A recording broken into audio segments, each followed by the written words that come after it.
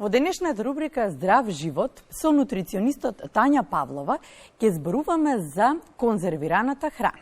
Добро утро. Добро утро. Конзервираната храна многу ни го леснува начинот на живот и некако во ова динамично секојдневие за брз ручек е добро решение. И сега колку тоа добро решение е здраво решение.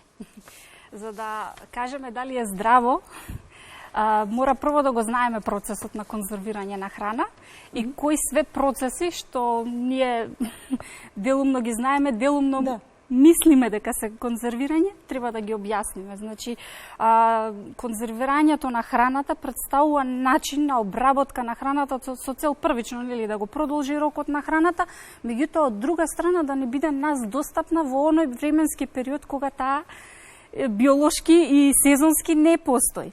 А од трета страна да ни обезбеди безбеден производ за консумација. И наведум целиот тој процес нас не се чини дека е едноставен, меѓутоа представува многу сложен процес кој што зависи од повеќе услови, како што е биологијата на храната која што ја конзервираме, потоа зависи од микроорганизмите кои што постојат. Па за да имаме ние правилно конзервиран продукт, најважни се три фактори. Тоа се уништување на микроорганизмите при процесот на конзервирање, уништување на ензимите кои што можат да преживеат па и додека е конзервирана храна да продолжат со одредени процеси кои што ќе ја расипат и миграцијата на вода. Значи доколку постои во конзервираниот производ слободна вода, толку повеќе имаме подлога за развој на микроорганизми и да се доведе до расипување на храната. А солта и додатоците? Да, тоа е еден начин на конзервирање, кој што велиме дека е конзервирање со додавање на адитиви и засилувачи кои што ќе го подобрат тој процес, односно ќе ги деактивираат ензимите за да не дојде до расипување. Историски гледано солта од памтивек е начин на конзервирање на храната, уште додека индустријата не била толку развиена, нели месото се чувало во сол, во лебот до ден денеска се додава сол пошто има одредена улога и така натаму. Така да солта си ја задржала онаа примарна улога да биде првично и конзерванс. Сега, ајде вака убаво да објасниме. Во ред ли е и колку пати е во ред?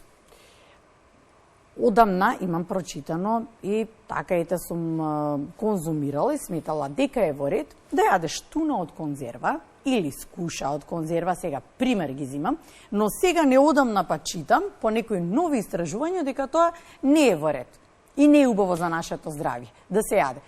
И сега колку сега тие се вистини, колку се митови и колку ги земав тие пример, но колку е дозволено и е во ред да се конзумира таа конзервирана храна која што е хемиски конзервирана, потоа ќе зборуваме и за домашна, во текот на една работна недела.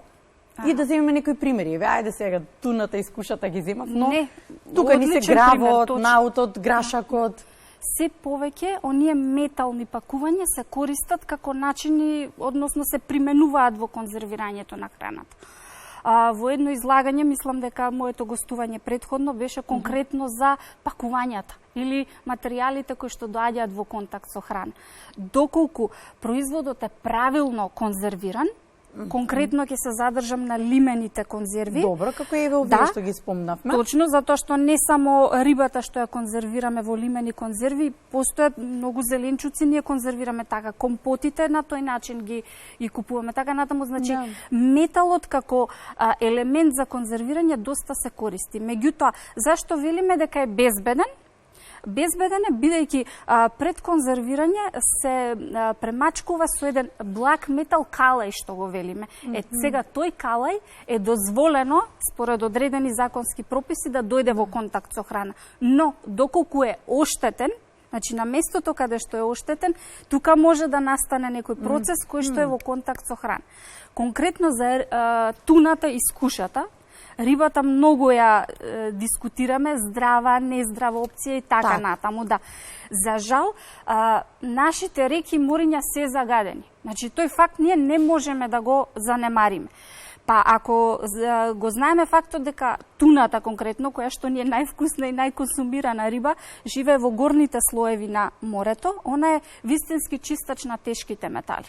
И заради тоа велиме секогаш да се замени. Она е два пати повеќе поконтаминирана, самата риба по себе, споредено со сардината, ќе ја кажам. Да. Така да не само конзервата да игра негативна улога, него и самиот продукт. Самиот продукт. Затоа велам, секогаш правилното конзервирање зависи од самата биологија на храната. Значи, каква е биологијата на храната? Кај исхраната од растително потекло е една, кај исхраната од животинско или анимално потекло е друг. Така да мора сите тие процеси да ги познаваме за да знаеме како се земе предвид. Правилно да ја конзервираме. Но да речеме колку е во ред денови во неделата да се изконзумира тоа брзо решение за ручек? Јас би го ограничила. Значи, доколку на вистина мораме да консумираме конзервирана храна, ете, брзиот начин на живот на вистина нас не ни дозволува ние постојано во кујна да бидеме. Колку ние и да го истакнуваме позитивното влијание на домашно приготвената храна, не можеме секогаш. Меѓутоа, ете, нека биде на вистина сега би го ограничила, па нека биде 2 пати неделно. 2 пати неделно. Од прилика нека биде, бидејќи не само што конзервираната храна за да отстои на рафтовите во маркетите, продолжувањето на рокот е и со други адитиви, кои што ја зголемуваат калориската вредност првенствено и доколку внимаваме на килограмите, не знам колку се баш добра опција. И сега често со нутриционистите, верувам и дека вие, доколку сега ве прашам како да си подготвам дома хумус, ќе ми кажете да си купам наут од конзерва, така? Не. Не, нема. Добро. Не. И да го направам, го изљупам и го направам. Значи, вие велите не. Да, значи, ова го велам првично од лично искуство, поради тоа. Од лично искуство, да. Меѓутоа, да бидам искрена, наутот од конзерва многу полесно се дроби. Меѓутоа, јас лично купувам сиров наут, кој што отстојува една вечер во вода, па се вари и така натаму. Не знам, може би поради количината која што ја користам. Но не го користите решението, да речеме, како здрав начин на конзумација, односно на намаз, кој што и се препорачува многу од нутриционистите, тоа е хумусот, не го препорачувате да се подготви од, па не само од конзерва, ете, можеме да го најдеме и во стаклени, да речеме, тегли и така натаму. Сега, зошто е во ред да се подготви дома, да речеме, манџички за дечињата, особено за бебињата, што се помали, знаеме во поголеми количини да направиме манџичка и во тегли да ја вакуумираме и да ни отстои, и тоа е во ред и е здраво, а зашто ова да го купиме не? Затоа што во домашни услови, да објасниме убаво? Во домашни услови ги контролираме состојките кои што ги додаваме. Така? Еве, бидејќи е период на зимници, сега ќе направам една споредба. Со ајварот, да речем. Еве, не ајварот, ќе ја земам домашната салца. Домашниот кетчап ќе го земам. Добро. И велиме дека ете тоа е една здрава опција на конзервирана храна. Зборувам за домашно подготвен кетчап. Да. Зошто? Затоа што во најголем процент користиме пулпа од домати. Или домати. Значи домати. Да, домати, да. Кога велам пулпа од домати, тоа е преработен домат. Така, да. Во најголем процент. Меѓутоа, во индустријски услови се додаваат засладувачи, се додава скроп. Така да скропот... Да, реално, се кажете, сакаме да ја направиме споредбата и убаво да објасниме што е вистината, што е митот во погледот на конзервираната храна. Така, од друга страна, еве ќе ги споредам овошјето и зеленчукот. Значи, они кога се после берба имаат уште физиолошки процеси, значи нивниот процес не престанува тука. Само овош и зеленчук се уште, ќе кажам дека дише, ослободува вода, ослободува гасови. Значи, дозрева. Дали се случило некој овоше да го купиме позелено, а оставајќи го дома да си дозрее. Значи, се уште има одредени физиолошки процеси. При конзервирањето и при купувањето на конзервирани производи, ние не знаеме во која состојба било тоа овоше или во кој процес на созревање. Точно, да. Затоа што овошјето и зеленчукот додека дојдат до процес на обработка и конзервирање, они претрпуваат и други механички промени, од типот на лупење, миење и така натаму. Значи, и сето тоа ние не знаеме како се одвивало. Да. Конзервите, само извинете, ќе се навратам додека мислата ми уште тука. Кај конзервите би апелирала доколку приметиме некоја набабрена конзерва. Значи тоа не е добра за да си ја купиме. Да. Зашто? Затоа што веројатно некои микроорганизми не го преживеале процесот на стерилизација. Тоа е при одредени температури, значи биле изложени на одредени температурни промени. Меѓутоа тие микроорганизми успеале да оживеат, па после тоа во конзервата создале некој процес. И фактички тој процес е познат како бомбандирање на конзервата и заради тоа е таа набабрен. Од друга страна, како што кажав преска, може би дошло до некоја ненамерна механичка повреда при транспорт или нешто слично. Па ете се изгребала таа метална конзерва и дошло до некој процес. Друга страна, ако е преполнета конзервата, значи дошло до миграција на некои органски материи, или ако не е доволно наполнета, од кога ќе се отвори, ако забележат граѓаните дека е преполнет. Да, значи обично велам конзерви кои што се малце набабрени да не се купуваат. Затоа што тука веќе немаме ние безбедно конзервиран производ. И сега за домашниот производ на ручек и на храна кој што е безбедно да се конзервира, доколку се подготви ручек за наредните 2-3 дена. Така. Каде е безбедно да се чува? Вакуумирано во фрижидерот или па да се замрзне? Значи, доколку се планирате да го искористите за 2 до 3 дена, јас би рекла да се лади. И тоа е еден начин процес на конзервирање, тоа е ладење, односно чување во фрижидер. Сега под и месото па и не мора да е под вакуум. И не мора да е под вакуум, пак ќе кажам. Знаете како, кога ние веќе ја преработуваме храната, автоматски ние го продолжуваме рокот. Може и под вакуум, не велам не. Значи во тегличка, како што споменавме, затворена. Најлесно за децата, знам дека и така повеќето и си подготвуваат за помалите дечиња, или количински се прават поголеми манџички, кои што ги користат во нареден период. Важно е храната да не доаѓа во контакт со воздух, за да не се создаваат услови за одредени микроорганизми. Па и нека е во некоја поубава пластика, и нека е во метал и така натам. Не метал, стакло. Стаклото ни е најдобра опција, нели, за домашна употреба на материјали во контакт со храна, би кажал. Да. Така да повелете. Тие се, чекав да завршите, тие се безбедни начини на вакуумирање.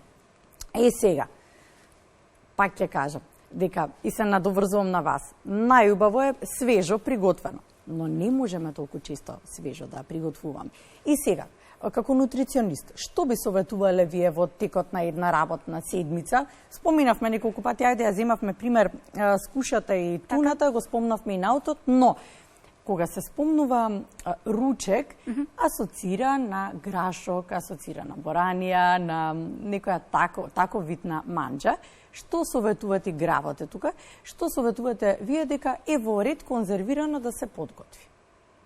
Со оглед на, да речеме, производот. Дали тоа би било грашокот, дали би било гравот?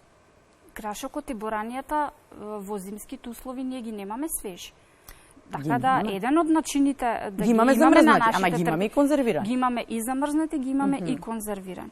Сега, што се случува при замрзнувањето? Значи, тоа е навистина процес кој што го користиме. Повторно ќе кажам, кај исхраната од растително потекло е една улога има, кај месото има друга улога. Денешната технологија ни овозможила ладилници кои што брзо ја смрзнуваат храната. И тоа е најбезбедниот начин на смрзнување на храна. Значи се создаваат мали кристали за брзо време и автоматски не го уништуваат ткивото и клетката на самиот плод. Затоа што меѓутоа во овој случај кога е грашок, боранија, велам дека најдобро е да се преработи додека е смрзнато. Додека е смрзната, да.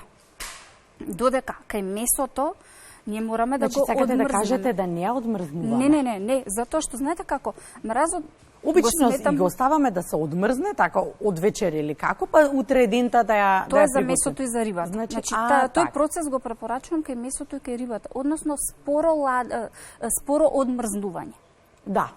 Обично на собна брзо температура. смрзнување, а споро одмрзнување. Да. Додека кај овошјето и зеленчукот велиме веднаш да се преработи, затоа што мразот го сметаме дека е најголемиот разорувач на светот. Поради тоа, сепак, тоа е жива материја. Храната е жива материја. И не би сакале да се доведеме, ќе изгуби нутритивната вредност. Едноставно. Заради тоа, ако веќе консумираме смрзнат грешок, веднаш нека се готви. Смрзната боранија, веднаш нека се готви. Не е тоа никаков проблем. Зборувам кај овошјето и зеленчукот. Или сега кога ќе видам прават некои мене смешно ми доаѓа, баш од моментот дека мразот е најголемиот разорувач на светот, ќе остават бобичесто овошје да се одмрзне, па чија семе се стават, значи нутритивно што сме добиле ништо. Сме го уништиле плодот.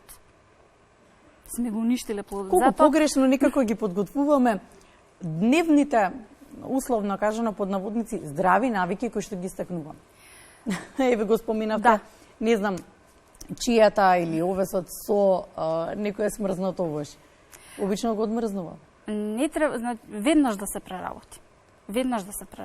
Затоа што знаете кога е он брзо смрзнат ги задржува одредени. Сега овошјето и зеленчукот содржат антоцијани, содржат каротеноиди, содржат други пигменти, содржат витамини и антиоксиданти, кои што за жал при конзервирањето се губат, особено витамин С. Витамин С е најтермолабилен. Ајварот преска го начинавте. Да, ајварот како нешто што ајде да го сметаме како наш домашен деликатес, значи не можеме никако да заобиколиме, нема да навлегуваме толку во нутритивните вредности. Нека се задржи традицијата да биде деликатес. Така. Заради тоа треба и како деликатес да се консумира. Навистина малку, а не во мали количини, така. Да, очекував дека така ќе ми одговорите. Да, во мали количини. Знаете што е интересно кај ајварот? Пиперката ни е зеленчук кој што изобилува со С витамин, дури повеќе од цитрусите, постојат и такви сознанија. Меѓутоа, витамин С скоро се губи. Зашто? Затоа што ние имаме два процеси додека го стерилизираме ајварот. Имаме печење, имаме пржење во масло, но интересно е па што витаминот А останува. Витаминот А е липосолубилен и е термостабилен витамин. Затоа процесите на храната се интересни за обработка, меѓутоа најмногу зависат од биологијата на храната и од сето она што сакаме да го добиеме. Ви благодарам. Благодарам за денешното гостување. Ова е неисцрпна тема. Повлекува многу прашања и да ја прошириме темата, се фокусиравме на тоа да бидеме практични, да дадеме совети, да објасниме малку во поглед на вистините, но и митовите околу конзервираната храна. Благодарам, се гледаме, се разбира на друга тема. Ви благодарам за поканата, ми беше задоволство еве да истакнем уште некоја тема што е корисна, барем периодот што следи период на зимници, каде конзервирањето доста ќе биде практикувано и доколку поделивме некој корисен совет, дека бевме од помош. Да. Ето така.